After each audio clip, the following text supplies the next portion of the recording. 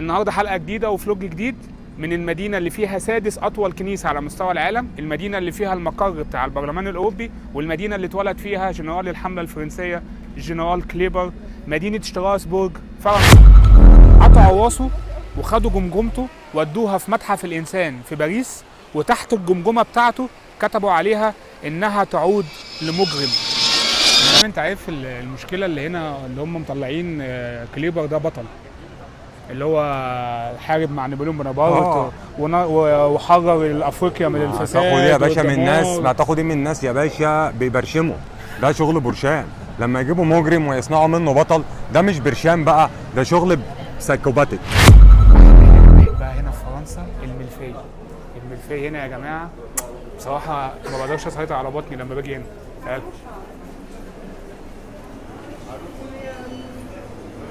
بتاع ده اسمه ايه يا ماما؟ نسيت اسمه ايه؟ الكلير. فالجنة انا مش قادر امسك نفسي بالضحك. كان الموضوع صعب والله انت يعني. بتقول لهم الشمعه ب 2 يورو دي بتعمل 6 حسنات. دي 6 تاخد الحسنة بيورو وتاخد واحدة هدية. ربنا يا رب سامحنا والله مش يعني. قادرين نعلي صوتنا عشان الصوت العالي ممنوع في الكنيسه ممنوع، فمش قادرين انا نعلي منام صوتنا. الصوت، انا من كتر الهدوء عايز انام اقسم بالله. وهنا جينا على ترعة المحمودية عندهم في فرنسا، وفي ده اتوبيس نهري. مع السلامة يا اولاد، يا اولاد الجنية، اخواتي اديك طول ما خدتش. عديت. مبروك عليا يا جماعه، انا نجحت في البرلمان بتاع شتراسبورغ. حبيبي بعت لك اللوكيشن، شوف. حبيبي يا امام والله. طبعا البوسه دي في اوروبا غلط، بس احنا طبعا مش عاملينها الاوروبيين، احنا عاملينها لاخواتنا المصريين، عشان اخواتنا المصريين عسل عسل عسل عسل، وعارفين ان عادي الشباب ممكن تبوس بعض طالما من الخد اخوات. يتفرج علينا لما كانش يصلي اي صلاه مغرب عشاء عصر، يقوم يوقف الفيديو دلوقتي يقوم يصلي. ربنا سبحانه وتعالى اولى واهم.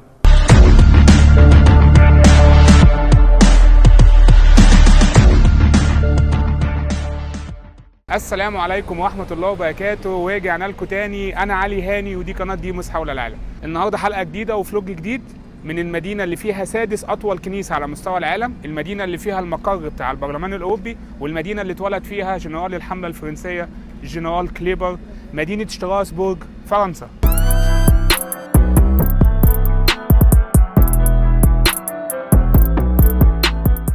تقع مدينة شتراسبورغ في شرق فرنسا، ويبلغ عدد سكانها 290 ألف نسمة، وشتراسبورغ فيها 21 ألف مسلم ومسلمة. أكبر جالية مسلمة هنا هي الجالية التركية، تقدر عددها ب 7000 نسمة، وبعديها الجالية المغربية ب 6000 نسمة. تقع مدينة شتراسبورغ في قلب منتصف قارة أوروبا، فهي تبعد بالظبط 170 كيلو عن شتوتجارت، و230 كيلو عن لوكسمبورغ، و220 كيلو عن زيورخ. تعد الأولد تاون هنا أو المدينة القديمة بالكامل من المناطق المحمية تحت منظمة اليونسكو. تتسم المدينة هنا بطابع معماري وثقافي ألماني فرنسي، وده علشان في بداية الحرب العالمية الثانية وبعد هزيمة فرنسا، ألمانيا ضمت المدينة بالكامل إلى إمبراطورية الرايخ. يوجد في مدينة شتراسبورغ المقر العام للبرلمان الأوروبي، ويوجد فيها المحكمة الأوروبية لحقوق الإنسان، المدرسة الوطنية العليا للإدارة، ودي اللي بتخرج كبار موظفي الدولة الفرنسية. وكمان في المدينة دي في سادس أطول كنيسة على مستوى العالم، كنيسة نوتردام شتراسبورغ. من ضمن الحاجات اللي ملفتة للنظر هنا بصراحة إن كل بلكونة لازم حاطين فيها ورد. يعني معظم البيوت هنا البلكونات فيها ورد أحمر وألوان جميلة جدا جدا جدا. وبرضه في الشوارع كمية عجل كتيرة جدا، بعدين بيكنوا العجل في أي حتة، يعني مش شرط يكون أماكن مخصص للعجل، لا، أي مكان فاضي حط العجلة بتاعتك واربطها بقفل وامشي، أو سيبها من غير ما تربطها. طبعا الفاشون والبرفيوم، يعني كل ما تمشي تشم ريحة برفان جميلة جدا. الموضة هنا على أعلى طراز، الستايل الرجالة والستات لابسين على أعلى فاشون. رايحين جولة للكنيسة بتاعت نوتردام، واحنا دلوقتي موجودين في الأولد تاون هنا المدينة القديمة. وزي ما قلت لحضراتكم المدينة دي تعتبر بالكامل تحت منظمة اليونسكو، عشان خاطر المدينة دي يعني تعتبر قطعة أثرية، فيها مباني كتيرة قديمة عدى عليها ال1000 وال2000 سنة، ومدينة عريقة يعني ذات طابع عريق. فأنا دلوقتي هحاول واحنا ماشيين في كل حتة هبدأ أوريكم شمال ويمين، هوريكم المدينة عاملة ازاي وشكلها عامل ازاي. احنا دلوقتي هنا موجودين في الأولد تاون في المدينة القديمة، ومتجهين لكنيسة نوتردام. ابقوا معنا.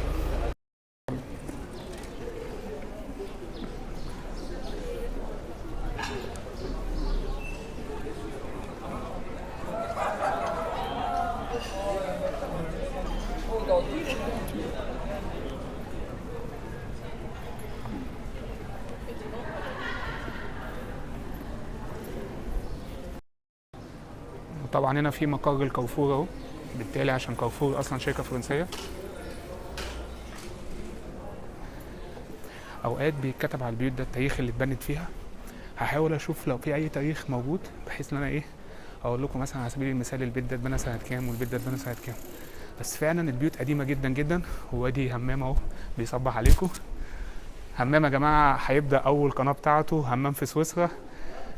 همام في سويس. همام في سويس. همام HAMAMXSI ايه؟ سويس SIWSS. خليكم معانا. يعني اعملوا له سبسكرايب واعملوا له لايك ان شاء الله باذن الله. هو لسه ما نزلش حاجه بس لسه. هو يعني عامل فوتوش كتيره مطلع عيني معاه، يعني يا بخته عامل 4-5 حلقات ان ادفانس. طبعا احنا كمصريين متعودين طبعا ايه النبر والحزق ده انتوا عارفينه. ربنا يستر علينا. انا بتعذب دلوقتي عشان لازم كل اسبوع انزل اعمل حلقه، وهمام بسم الله ما شاء الله عنده 4-5 حلقات. انا بحوش هتفرج عليهم انا وامي في الاخر انا عارف، ولا هنزل ولا لا ان شاء الله يا جماعه بعد اذنكم.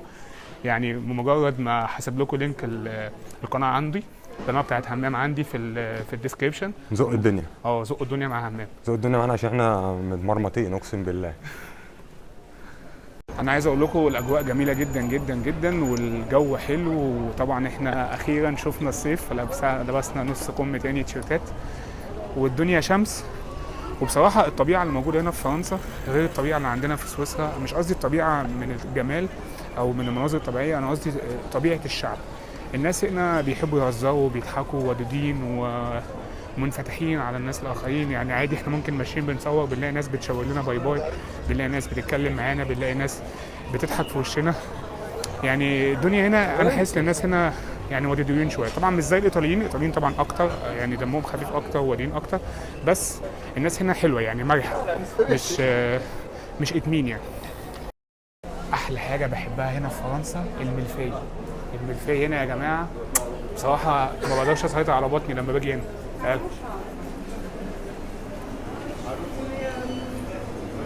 بتاع ده اسمه ايه؟ انا نسيت اسمه ايه؟ الكلير. كلير ولا كلير؟ مش عارف، بسأل حد كبير. هو الملفيه فين؟ فين الملفيه؟ شكله خلص يا شوف ده كله. Hello. Bonjour. Deutsch, English? English. Do you have milfei? Milfei. Yes.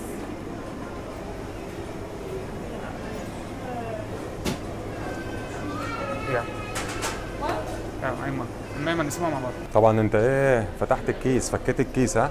هعمل ايه بصراحه؟ حياتك اتغيرت. دولارات يا باشا. ما قدرتش اقطع على دولارات الكابوشه يا باشا، ابتديت تعمل ملايين من اليوتيوب ها؟ والله العظيم اقسم بالله لسه بدري. لسه بدري. انا عمال ازيد بس سبسكرايب. الحاجات دي بتتنزل بس عادي. والله يا عم طب اقسم بالله ما عملت لسه جنيه ولا حتى فرنك من اليوتيوب. لسه ولا جنيه. لسه فاضل لي على سويسرا برضه، ولسه برضه جنيه برضه. اسكندريه برضه مش عايز جاي هنا وسايب مخه من اسكندريه. الاصل يا صاحبي، الاصل يا صاحبي. ماشي. انتوا بتقولوا في القاهره جنيه؟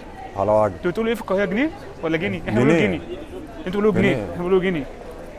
تعالى بقى نضرب الملفيه الفرنساوي. استنى يا جماعه انا اوريكم شكله. استنى انا نسيت.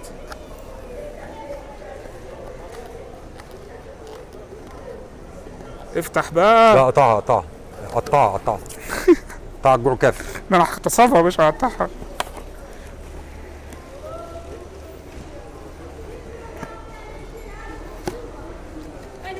بصوا يا جماعه الملفيه عامل ازاي؟ حاجه بجد يعني ايه. تعالوا اتفضلوا معانا الف هم. دلوقتي احنا داخلين على الكنيسه بتاعت نوتردام. هوريها لكم برضه ان شاء الله. نحاول نصور من جوه بس هي بتقفل الساعه 5:30، فاحنا بالظبط قدامنا ساعه نلحق ان شاء الله نصور او ما نلحقش، احنا وحظنا. بصوا يا جماعه بصوا الدنيا عامله ازاي، شكلها كبير جدا. طبعا انا مش قادر اوصف لكم الجمال المعمار اللي مبني بيه الكاتدرائيه دي. الكاتدرائيه دي مبنيه على الطراز الكوتي، وقعدوا يبني في الكاتدرائيه دي بتاع حوالي 400 سنه. الكاتدرائيه دي تعتبر سادس اطول كنيسه على مستوى العالم، والكاتدرائيه دي بالفعل كانت اطول مبنى على مستوى العالم لحد سنه 1874. طول الكنيسه دي يبلغ 142 متر.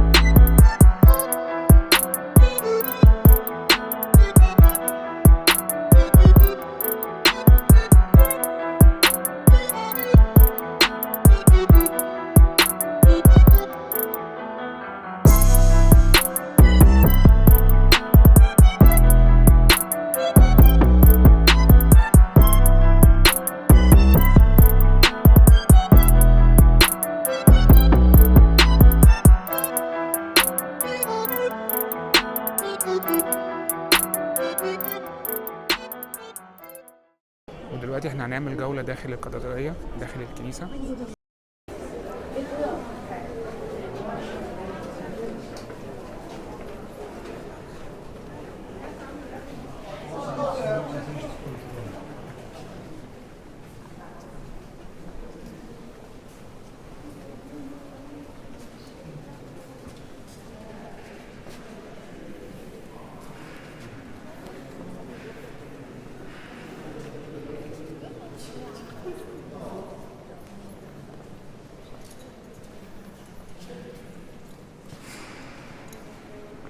طبعا الكاتدرائية دي بقى لها فوق 1000 سنة.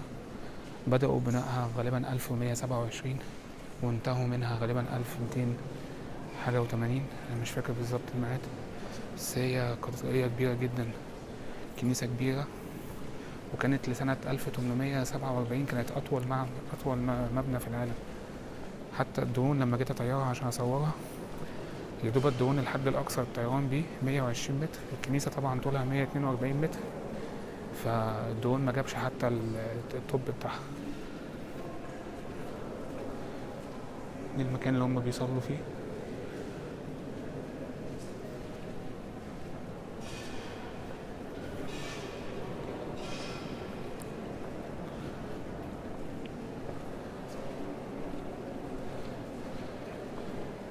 هنا الهيكل بتاع الكنيسة، الهيكل.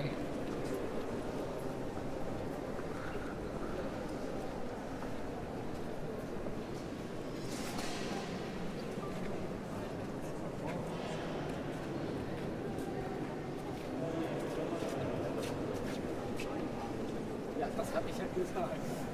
Machen wir. Provinz? Ja. 9 Mal. كبيرة أوي يا همام، صح؟ اكبر من كنيسه شارع الوحده اللي عندنا.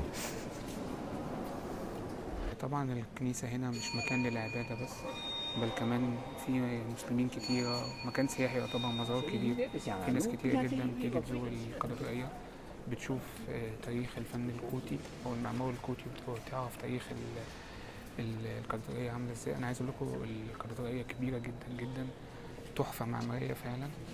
الديزاين بتاعها والتصميم حاجة فعلا ليه الحق اللي هم يحطوها فعلا تحت مراعاة منظمة اليونسكو عشان يحافظوا عليها، تعتبر أثر.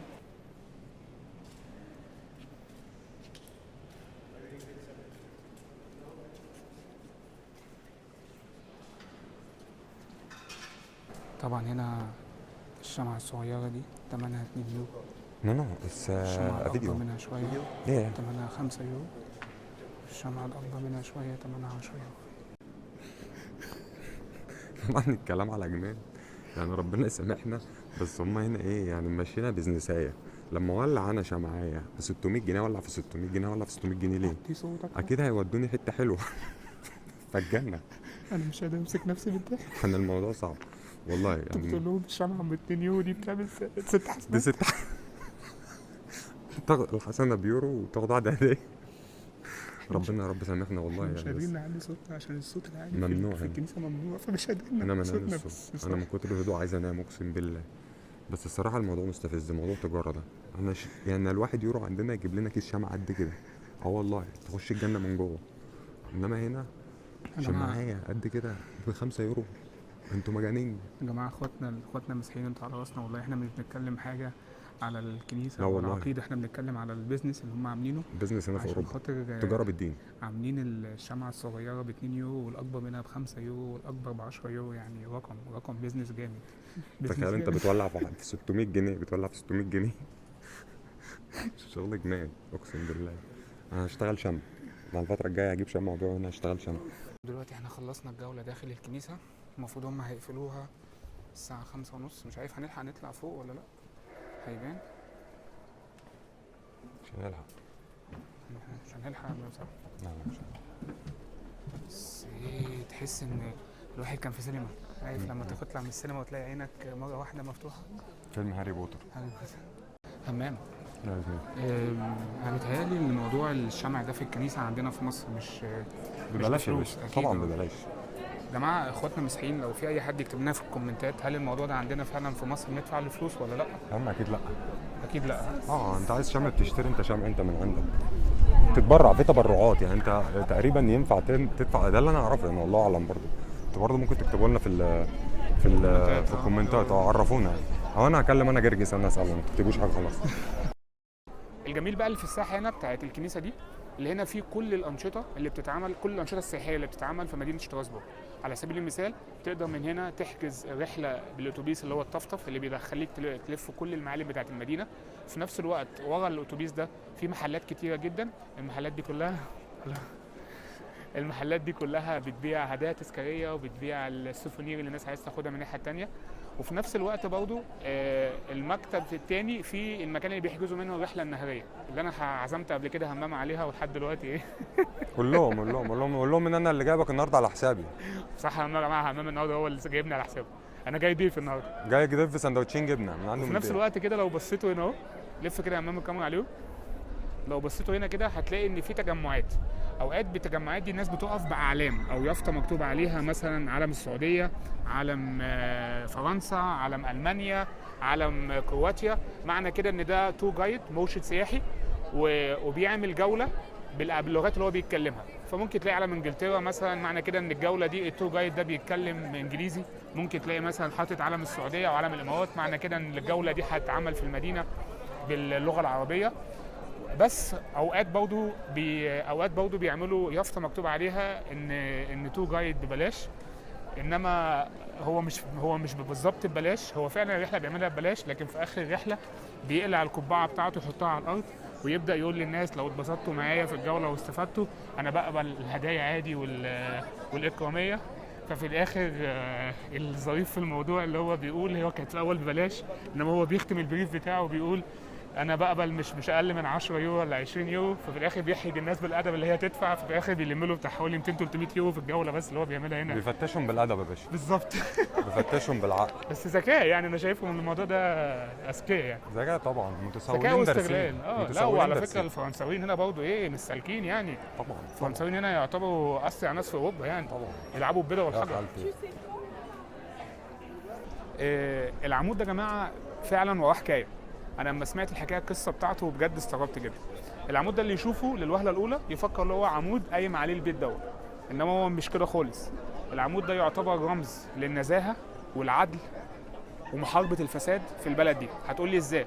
هقول لك هنا في الثوره الصناعيه سكان مدينه شتراسبورغ لما كانوا بينتخبوا اعضاء مجلس الشعب، كان لازم العضو بعد ما ينجح في الانتخابات كان لازم يعدي هنا ما بين ده.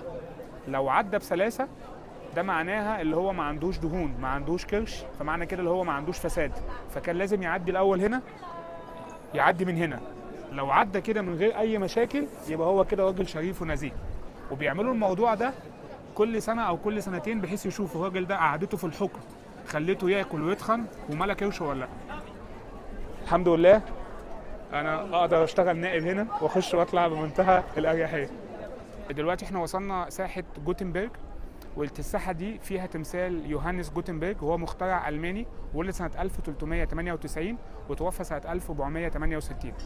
يوهانس جوتنبرج يعتبر مخترع نظام الطباعه الحديثه. سنه 1447 نجح يوهانس جوتنبرج اللي هو يطور نظام الطباعه الحديث. ازاي؟